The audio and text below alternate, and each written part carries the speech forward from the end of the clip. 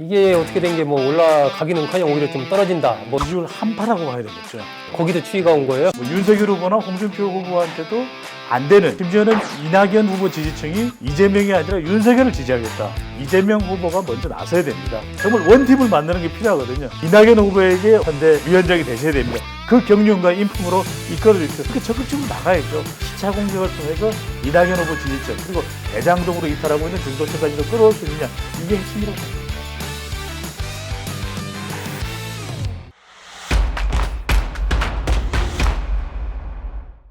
여러분 안녕하세요. 시사저널TV 시사 끝장입니다. 날씨가 쌀쌀해졌습니다. 여러분 건강에 각별히 유의하셨으면 하는 바람입니다. 오늘은 한국 최고의 여론조사 전문가이자 분석가인 배종찬 인사이트K 연구소장 모시고 이재명 더불어민주당 후보의 지지율 어떻게 봐야 되는지, 그리고 향후에 지지율의 변화 가능성이 있다면 어떤 부분인지, 또 위기 요인이 있다면 어떤 것인지, 이런 부분 집중적으로 한번 분석해 보겠습니다. 배 소장님, 네. 이재명 후보가 이제 더불어민주당 후보로 선출이 됐는데 이른바 뭐 컨벤션 효과라고 하잖아요. 뭐 네. 후보 선출되면 지지율이 좀 이렇게 딱 우상향으로 쫙 올라가야 되는데 네. 이게 어떻게 된 게 뭐 올라가기는커녕 오히려 좀 떨어진다. 뭐 이런 분석도 좀 나오고, 전체적으로 지금 어떻게 분석하십니까? 지지율 한파라고 봐야 되겠죠. 거기도 추이가 온 거예요? 북태평양 고기압의 영향을 받아서 좀 올라갈 줄 알았는데, 올라갈 줄 알았는데 훈훈할 줄 알았는데 네. 이게 역풍이 분 거예요. 아, 북서풍이 불었군요. 이른바 내후외환입니다. 내후외환. 안으로는 이낙연, 밖으로는 대장동. 아, 그러니까 이대죠.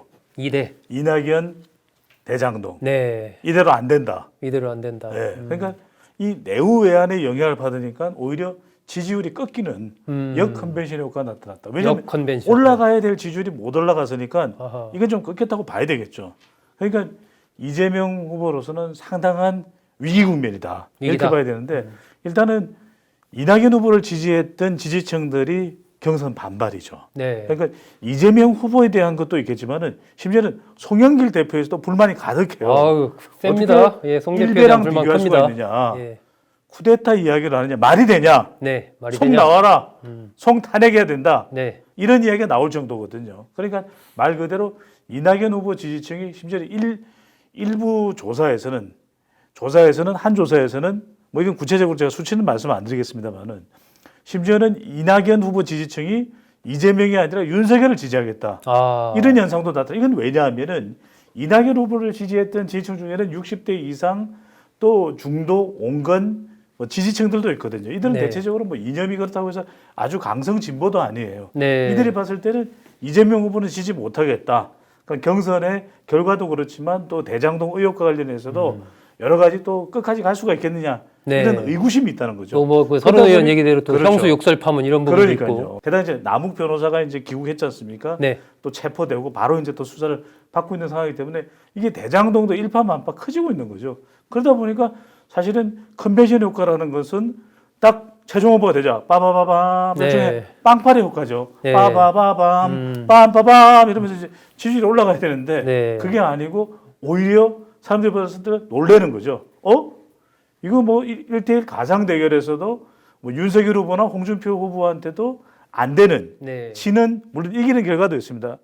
근데 지는 결과도 나온다. 그렇습니다. 약간 밀리는 결과들이 그러니까 최근에 밀리는 결과도 나왔죠. 나온다. 이렇게 되면 왕 이렇게 또 상당히 지지했던 지지층들이나 중도층에서는 이거 계속 지지해도 될까? 네. 말 그대로 지지율에 한파가 불어닥치는 네. 그런 현상이 나타나고 있는 거죠. 그래서 막 바람이 속 불어옵니다. 찬바람이. 네. 왜 이렇게 차? 그러니까 그렇게 될 정도로 지지율에 타격을 입고 있는 모습이라고 볼 수 있는데, 이게 이제 회복되는 데는 좀 시간이 걸릴 거예요. 시간이 걸릴 거다. 네, 그러니까 언제쯤이냐, 내용상으로도 필요하고 시기적으로도 당장에 어떻게 이렇게 불협화음이나 또 서로 간에 좀 껄끄럽고 어색했던 게 금방 해결이 됩니까? 봉합이 안 돼요. 네. 대동강물도 녹는데 시간이 걸립니다. 네. 그러니까 일정한 시간, 그래서 한 국민의힘 후보가 결정되고 난 이후에 1대1 완전 대결이 되면 그때는 더불어민주당 지지층, 이낙연 후보 지지층도 더불어민주당 지지층이라고 봐야 될 거 아니겠습니까? 네. 그런 만큼 그때는 더 늦어서는 안 되겠는데 우리가 이러다가는 민주당이 질 수도 있어. 그럴 때는 다시 시기적으로 한 11월 6일 이후부터는 좀 이제 지지층들이 결집될 가능성이 있는 것이고, 내용상으로 얼마만큼이나 깊게 또 온전히 결합이 되느냐는 또 노력도 필요해요. 지난번에 왜 그 저 서른 의원도 뭐 그 얘기를 했고 김종인 음. 전 위원장도 그런 얘기를 했는데 이낙연 전 대표의 지지자 중 일부가 뭐 서른 의원 30% 정도 얘기했어요. 30% 정도가 이재명 후보 지지를 하지 않고 빠질 거다. 아, 뭐 그거 아까 얘기를 말씀드렸잖아요. 그걸 네. 어느 정도로 봐야 돼요? 그러니까 지금 적어도 이낙연 후보 지지했던 뭐 적지않은 숫자겠죠. 뭐 3분의 1이 됐든 또는 절반 가까이가 됐든 있는 것만은 분명하니까 지금 네네. 컨벤션 효과가 일어나지 않고 오히려 역 컨벤션 효과가 나타난다고도 볼 수 있으니까 부작용이라고 봐야 되겠죠. 근데 이들을 오게 하려면 그만큼 케미가 중요합니다. 우리도 시사 끝장에서 뭐 소배라인, 배소라인 예. 하긴 얼마나 케미가 대단합니까? 척하면 척이고 네. 척척하면 척척이잖아요. 네네. 그러니까 이런 게 중요한 거죠. 우리 시청자분들이 보실 때도 남철, 남성남 이런 콤비가 돼야 되거든요. 그러려면 이재명 후보가 먼저 나서야 됩니다. 국감 끝나고 그다음에 이제 본인이 뭐 사퇴하게 되면 조금 시간적 여유가 생기잖아요. 네. 그때는 정말 원팀을 만드는 게 필요하거든요. 그때 이낙연 후보에게 어떤 가치를 부여하느냐 정말 도와주십시오. 선대위원장이 되셔야 됩니다. 그 경륜과 인품으로 이끌어 주십시오. 그렇게 적극적으로 나가야죠. 품에 껴안을 수 있는, 껴안아질 수 있는 그런 노력을 이재명 후보가 먼저 하고 이낙연 후보도 큰 나무 큰 그릇 아니겠습니까? 네. 그다음 호남을 배경으로 해서 총리, 전남지사, 그다음에 다선 국회의원까지 역임을 할 정도로 종로 1번지에 정치 1번지에서 국회의원까지 했단 말이거든요. 근데 본인도 너무 이 품 좁게 속 좁게 나가게 되면 본인의 정치적 자산도 타격이 있고 와르르 무너져요. 그럴 사람은 아닐 걸로 보이고 그러면 이낙연 후보도 민주당의 승리가 중요합니다. 이재명 후보 밀어줘야죠. 이렇게 이제 나오게 되는 그 시점에 서로 화합이 되는데 저는 이 사례가 기억이 나요. 2002년 기억나실 텐데 노무현 정몽준 후보 다른자 됐을 때 네. 포장마차 딱 가서 정말 소주 원샷 합니다. 원샷. 러브샷 합니다. 러브샷. 그래 우리 이제 하나 됐습니다. 아 좋다. 이게 이제 노무현 당시 단일화된 후보의 일성이었거든요. 그런 모습을 보여줘야 되죠. 이재명 후보는 껴안고 또 이낙연 후보는 이재명 후보의 손을 들어주면서 그래 민주당 이겨야 됩니다. 이렇게 해줄 때 서로 간의 케미가 착착착 달라붙는 것이거든요. 또 하나 중요한 것은 네. 이런 이 태도상의 케미가 중요하지만 더 중요한 것은 이낙연 후보의 정책을 포용하는 것이죠. 그래야 더 이재명 후보가 그것을 이낙연 후보의 정책을 받아들일 때 이낙연 후보도 더 명분이 서거든요. 아 이낙연 후보 그 신복지 있잖아요. 그거 참 좋아요. 뭐 이러면서 이제 이재명 후보가 그걸 본인의 정책으로 자신의 정책으로 그렇죠. 받아들이는 민주당의 정책으로 받아들일 때 이낙연 후보도 명분상 아 신복지는 제가 그 전공입니다.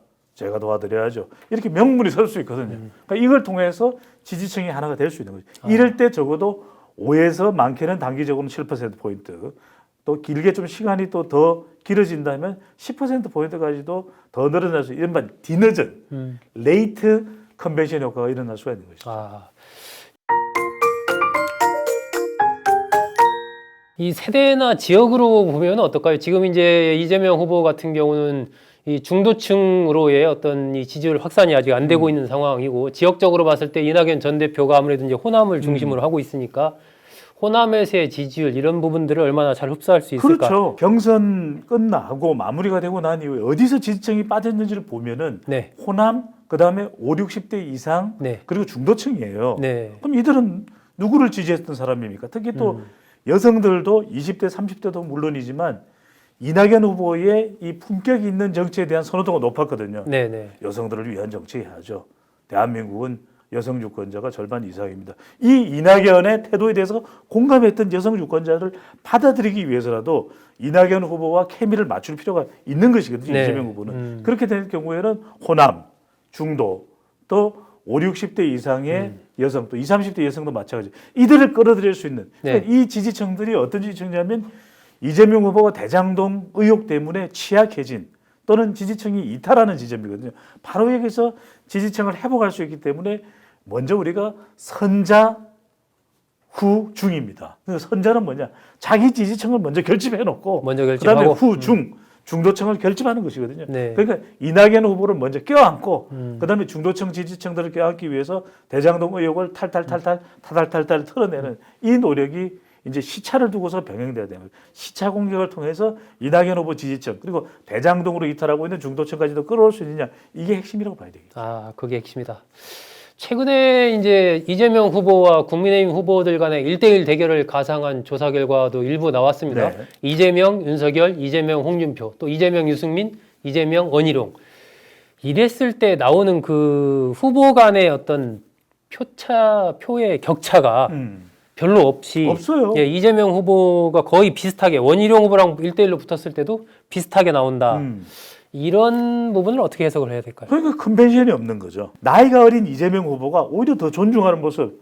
아유, 앞으로 좀 많이 가르쳐 주십시오. 제가 뭐 자꾸 모릅니다. 이렇게 이야기를 하는 이재명 후보의 모습을 보면서 중도층이 아 그래 저 사람이 그래도 이 정치적인 도의가 있는 사람이야 이렇게 평가가 된단 말이에요. 네. 그리고 대장동 의혹도 이게 지금 뭐 한두 번 국감에서 대변한다고 풀릴 내용입니까? 남욱 변호사가 와서 수사를 하고 있죠.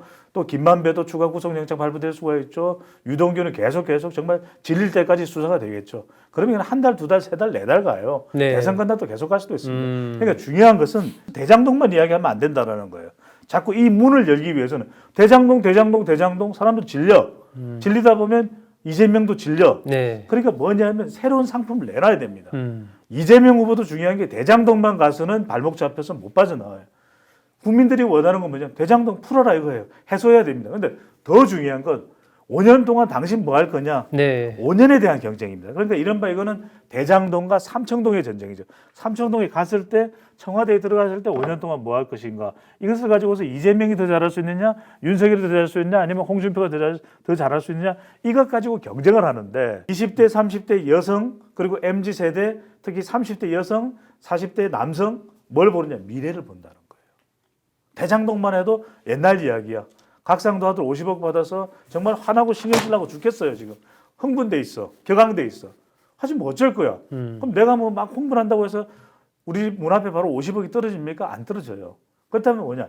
미래에라도 이런 일이 없도록 할 수 있는 사람이 누구냐. 그게 이재명이냐 윤석열이냐 홍준표냐 이걸 본다는 거예요. 네. 더불어민주당 이재명 후보 선출된 이후에 지지율이 정체 상태를 보이고 있습니다. 이른바 배종찬 소장이 이야기한 대로 역 컨벤션 효과를 보고 있는 중인데 배 소장은 결국 이 핵심적인 부분을 두 가지로 크게 봐서 분석을 해주셨습니다. 대장동과 이낙연이라는 두 개의 고개를 넘는 게 단기적으로는 중요하고 나아가서 비전을 확실하게 제시해줘야 이 지지율이 올라갈 것이다. 그리고 11월 국민의힘 후보가 선출된 뒤에는 이재명 후보의 지지율도 일정하게 상승할 가능성이 있다. 이렇게 예측을 했습니다.